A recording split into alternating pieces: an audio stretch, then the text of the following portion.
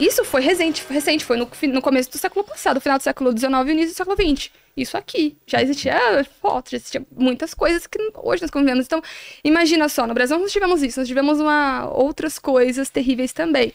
Aqui esteve com um campo de concentração, no Brasil também, no Nordeste do país, mas aí para outros pontos. Então, são coisas que a gente enfrenta, e a gente enfrenta não, né? O Brasil enfrenta. A gente teve na época do Império. Teve muito indígena. Com índios. Muito indígena. Foi pra Europa pra ser exibido lá também. Muito indígena brasileiro foi exibido na Europa, muitas vezes. Teve vez assim, a monarquia vai ser exibida no Rio, numa exposição que teve em 1878, se não me engano. E vivas. O Dom Pedro ficou doido e falou, não, coloca pelo menos eles na Quinta da Boa Vista, que tem floresta, né? Tipo, na época era maior. Coloca pelo menos. Não, pelo menos. Não deixa trancado dentro do museu. Ele tava sendo bonzinho. Na cabeça dele, talvez, né? Mas não foi ele, foi o diretor do Museu Nacional.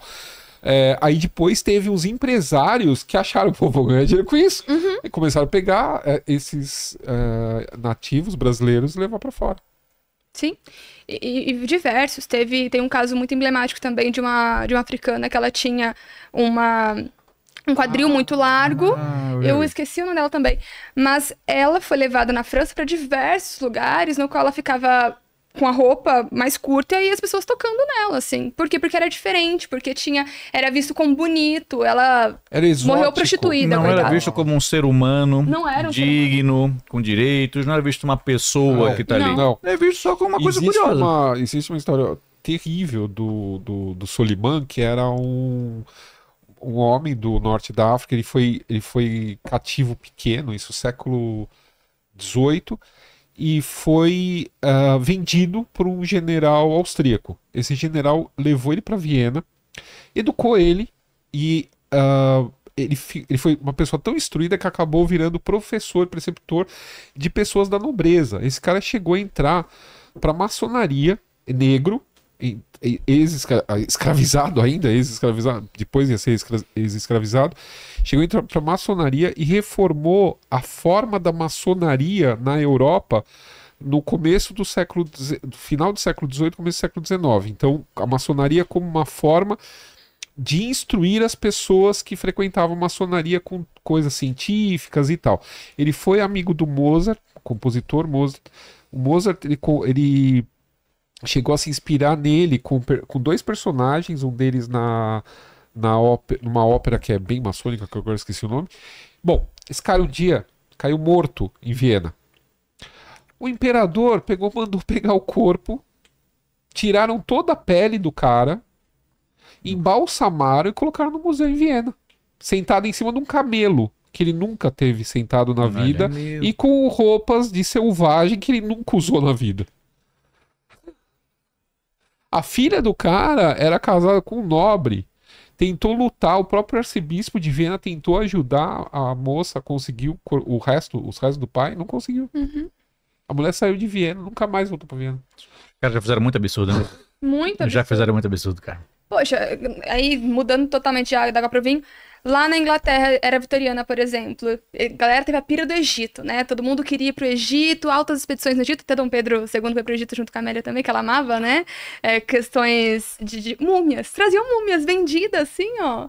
Os egípcios estavam lá vendendo. E dadas. As que pegaram fogo no Museu Nacional. De presente, né? Que ele era...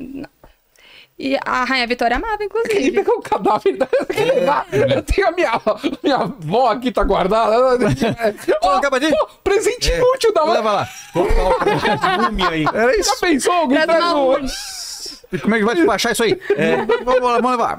Cara, trazer uma múmia pro Vilela da próxima vez. Os caras levaram muita coisa do Egito, né? Muita. As pirâmides só não levaram porque não cabia no navio. Não cabia no navio, porque vai no museu. Nunca fui no Museu Britânico. Mas dizem que o que tem lá, assim, de coisa que foi pilhada mundo afora, é inacreditável. E dizem que também usavam pra fazer afrodisíaco, pra remédio, Muito pó remédio de múmia, pode não sei o quê, é uma loucura. Cara, muito do que a gente associa da cultura britânica hoje não é de lá. Chá veio do Oriente, da Índia, da China, claro que sim, é de outro lugar, da galera indo pra Índia, indo pra China, vendo o chazinho, tomar um gostoso, leva pra Inglaterra, lá a galera toma chá legal, e hoje o chá das 5 em inglês. Que é português. Você sabe, isso é uma fofoca. Uma filha do rei de Portugal, do Dom João IV, a Catarina de Bragança foi casar com o rei da Inglaterra. E ela não conseguia ter filhos. Então, o que ela fez? Ela já tinha, tanto em Portugal quanto na Inglaterra, o hábito do chá. Só que ela profissionaliza isso. Ela cria o chá com a rainha às 5 horas da tarde. Pra ter a rede de sociabilidade dela. Porque já que ela não tinha filho, ela tinha que se safar de outra maneira. Ela tinha que fazer alianças e tal. Então era chique tomar chá com a rainha. E o negócio acaba se difundindo dessa maneira. Inacreditável, né? Inacreditável. E assim, era vitoriana, foi uma era longa. Né? Se não me engano, a Rainha Vitória foi a segunda monarca mais longeva da história do Reino Unido. Menos que a Elizabeth II. E depois que a... Que dizem que tá viva ainda. Meu Deus. Tem essa história aí. Tem essa história aí. No dia que ela morreu... Uma vez eu peguei um Uber com um cara que veio me contando a história de como que eles eram... Como é que é a história de crocodilo? Que eles são... Reptilianos. Reptilianos. Excelente, excelente. Pô... De vez em quando, e aí, o que você faz numa hora dessa? Sabe? Né? É verdade. Putz, não é que faz sentido, eu saindo do Jardim Europa pra São Bernardo do Campo, ouvindo isso. Cara. Tá bom. Nossa, que interessante. Pô, maravilhoso. Desculpa. Não, fica à vontade. E assim, aí dizem que, claro, tudo isso é baseado na famosa fofoca. Assim que morreu o marido da Rainha Vitória, ela se aproximou muito de um conselheiro, uma companhia do cara. E aí, por que essa mulher se aproximou desse cara? Um caso de amor, amante, dentro da corte, da Rainha Vitória, que é uma questão de, sei lá, muito conservadora e tudo mais. Um mito, uma fofoca que circulou à corte, mas que não tem qualquer embasamento, uma comprovação de que, de fato, a rainha se envolveu com esse conselheiro. Sim. Não, e a Rainha Vitória é muito interessante, porque, assim, ela... é uma mulher, foi extremamente moralista, né, conservadora, fez vários problemas ali. Só que nós casamos de branco por culpa dela. Nós vemos o preto do luto por culpa dela. Antigamente não era comum casarem de branco. Poderia casar, mas é um tecido sem tinta, né, muito simples. Casavam de dourado, vermelho, azul. E ela se casou de branco, todos ali de branco também, como um símbolo de pureza, um símbolo até também de humildade, de certa forma. E a partir disso, ela era uma excelente tendência, era desse tamanho, 1,50 quase. E aí, passaram, não só lá na Inglaterra, mas também aqui no outro lado do oceano, a casar de branco. Quando o marido dela, que era primo, que ela era apaixonada por ele, morre, existia, na época de quanto maior o seu carinho por aquela pessoa, mais tempo você fica de luto. Ela nunca mais vestiu uma outra cor a não ser preto durante toda a vida. E atormentava todos os filhos por causa da morte dele. da morte. O teu pai, não sei o quê. Nossa, que e ela devia ser brava.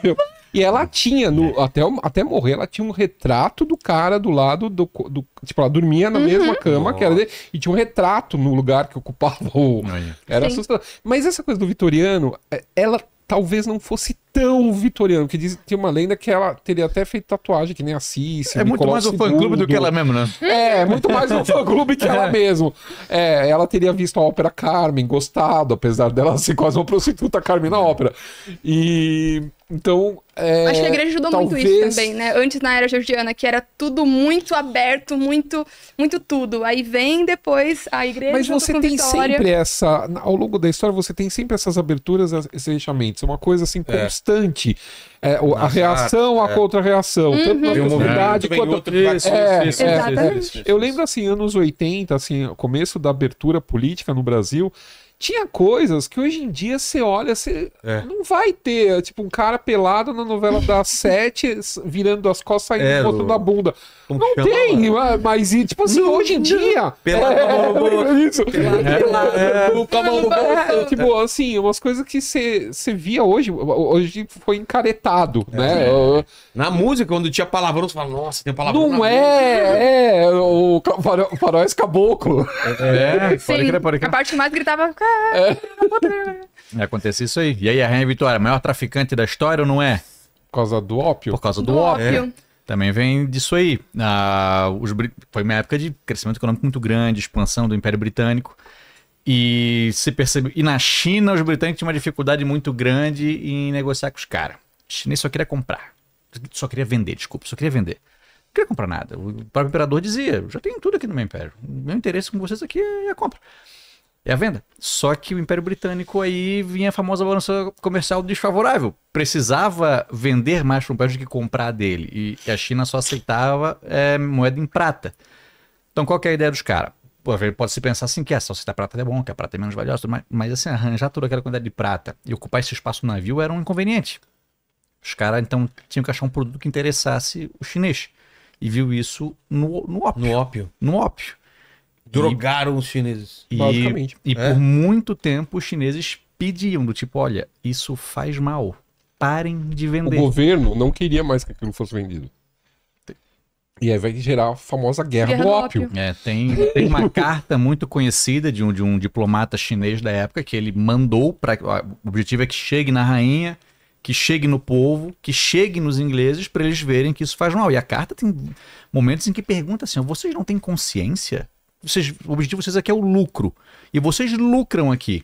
Então, por que vocês estão tratando os seus benfeitores com essa droga?